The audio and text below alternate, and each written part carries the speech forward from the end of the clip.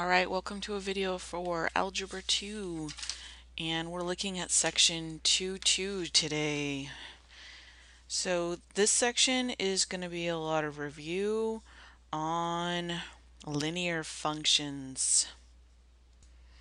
Alright, so the page that you see before you, this is going to be in the Algebra 2 Documents folder, and you can print it out there. There's actually two pages. It should say 2.2 Part 1, and there's also a 2.2 Part 2. Alright, you're going to need both pages. And this is going to go on to, I believe it's page 23. And then the other page is going to go on to page 22. Alright, so this is section 2.2. It's basically a review of linear functions.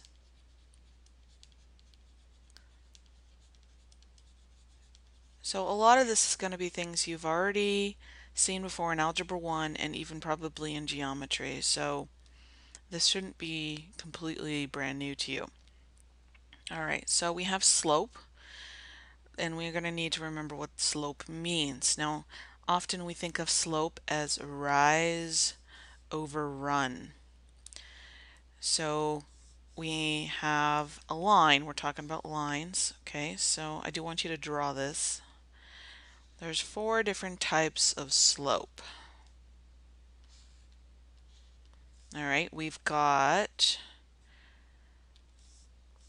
these types of slope that's positive. And you can tell it's positive because if you write the word positive, it goes up. It basically rises from left to right. Alright, then we have the type of slope that goes down from left to right. That's negative. And you can tell it's negative because if you write the word negative, it's going down. And that's because when we write a word, we write it from left to right. And when you read the slope of a graph, you read it from left to right. But there's 2 other types. There's what if it's going completely flat? This is called zero slope. And then the last type is the type that goes straight up and down.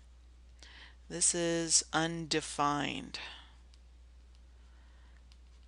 It's technically not even a function, right? The vertical line test, it is a vertical line. It would completely fail the vertical line test, right? Okay, so we're going to graduate from using rise over run to using the phrase vertical change over horizontal change. Okay, vertical change is the rise, or it could be the fall. The horizontal change is the run, it's left or right. So one thing that's important to know on a coordinate plane, there are 4 directions that you can go, right? For vertical, you can go up, that's a positive direction. You can go down, that is a negative direction. That's obvious.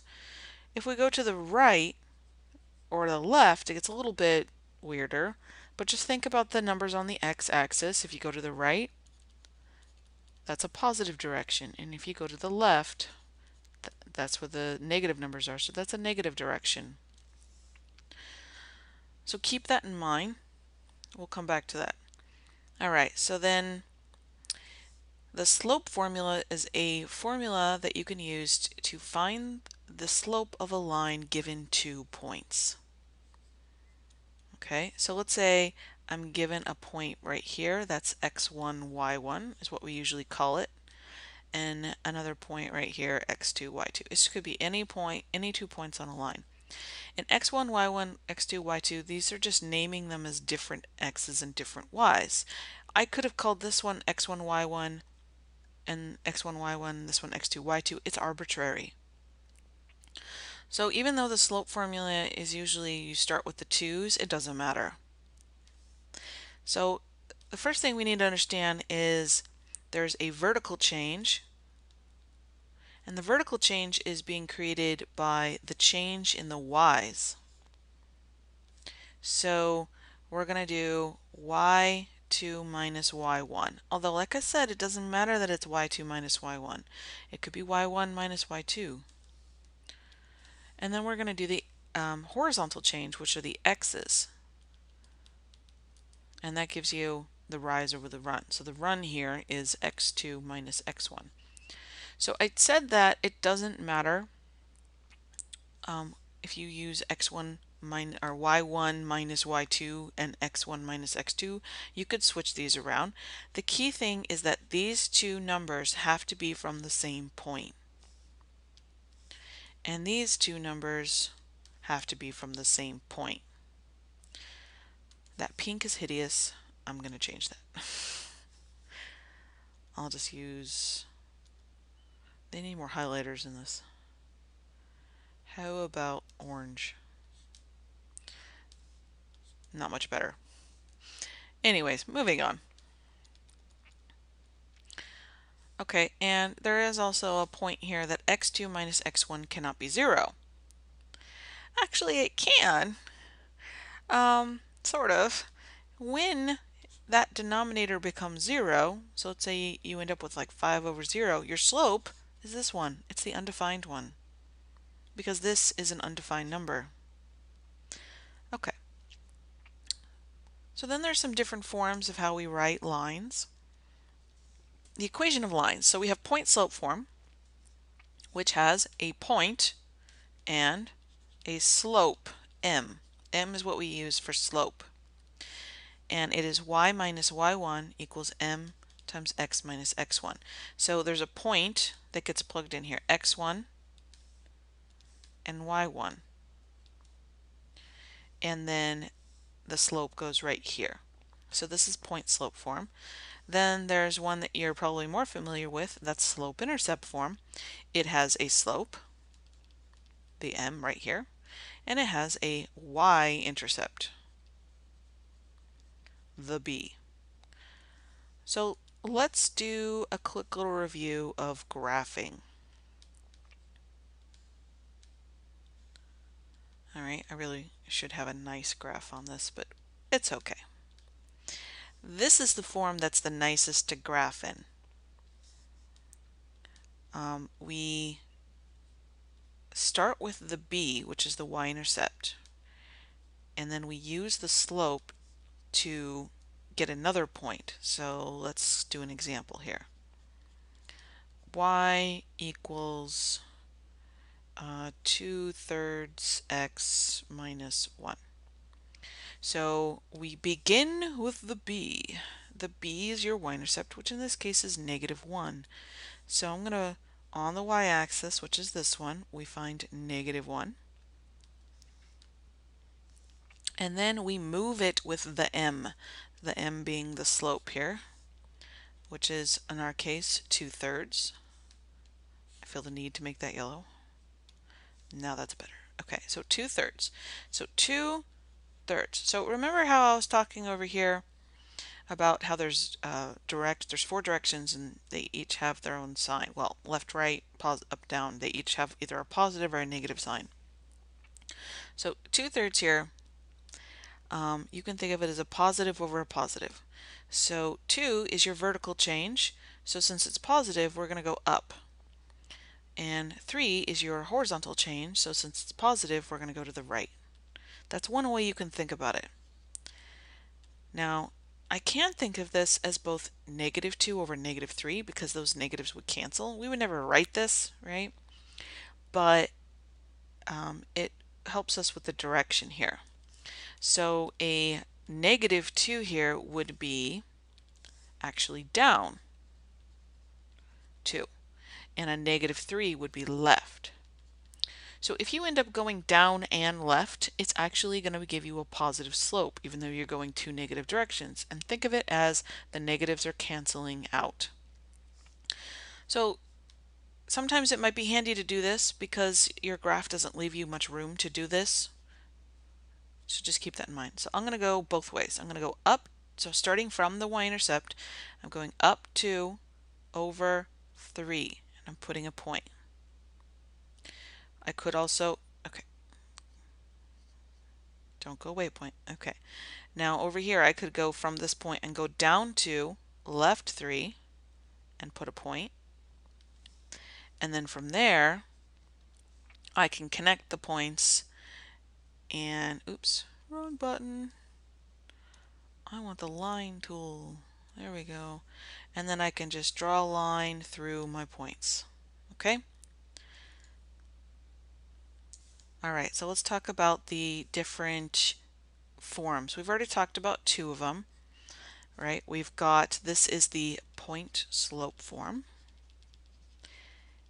and this one is the slope intercept form. This is actually the slope intercept form of this one right here. So to get from this one to the slope intercept form, you would distribute the -3 here and add the 2 to the other side. You would get this. There's a third one. This is called standard form.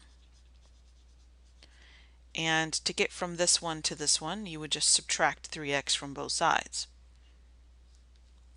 Okay, so now we're going to get some definitions here. We're talking about linear functions, but what is a linear function? A linear function is a function whose graph is a line, hence the word linear. A linear equation is an equation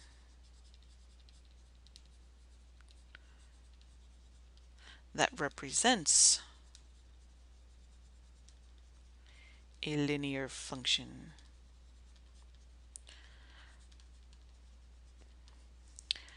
I think of linear, like anything that says function in it, I think of it as having a y and an x somewhere.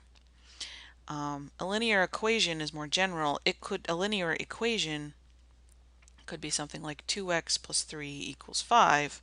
It doesn't necessarily have to have a y, but a function should have an input and an output, an x and a y, so that we can graph it. Okay, the standard form, we talked about the standard form up here. The standard form looks like this. The standard form is ax plus by equals c. So notice I'm capitalizing the letters. This b is not the same thing as the slope-intercept b. So these numbers a, b, and c,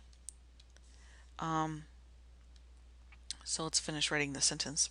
So they say where a, b, and c are real numbers, so no funky stuff. As far as you know, every number you know is real, although we will talk about unreal numbers later. Sometimes, it depends on the book you look at, sometimes they have to only be integers to be in standard form. This book doesn't care if they're not integers. It'll take fractions and decimals. One thing that has to be true is both a and b cannot be 0. Now, if one of them is 0, that's okay. It'll still make a linear equation. But if they're both 0, then you have nothing. You have no variables because these would just cancel out.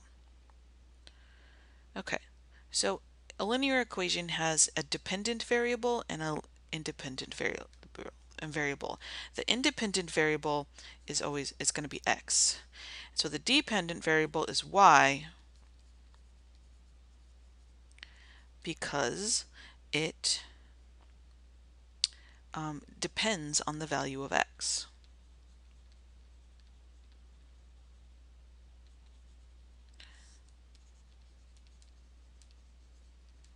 Okay, some more vocabulary. We have the y-intercept of a line. So here's a little picture of a graph of a line. The y-intercept is this point right here. Here's the y-axis, and so it's the place or the point where a line crosses or intersects the y-axis. And similarly, the x-intercept is the point where a line crosses the x-axis.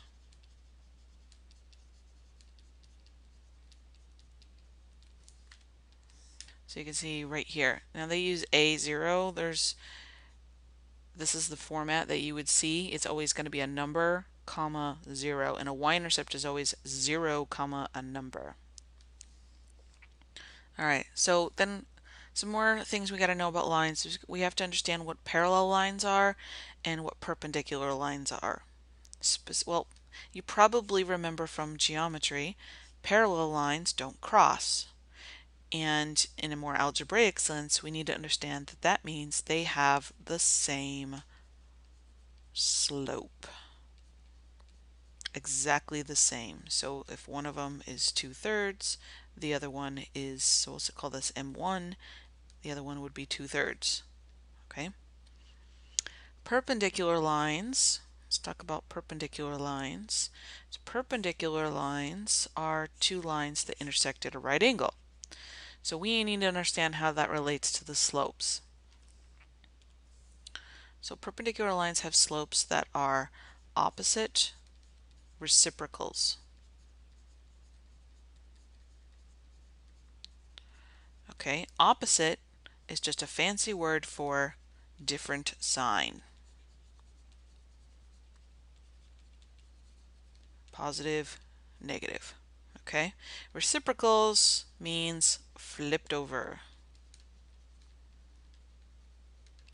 So if we have a slope 1 that is 2/5, then slope 2, we need to flip it over. That's the reciprocal part, and we need to change the sign. So this one's positive, this one will be negative. Okay, so I'm going to cut this video off right here, and I'm going to do another video for the second page. So this is part 1.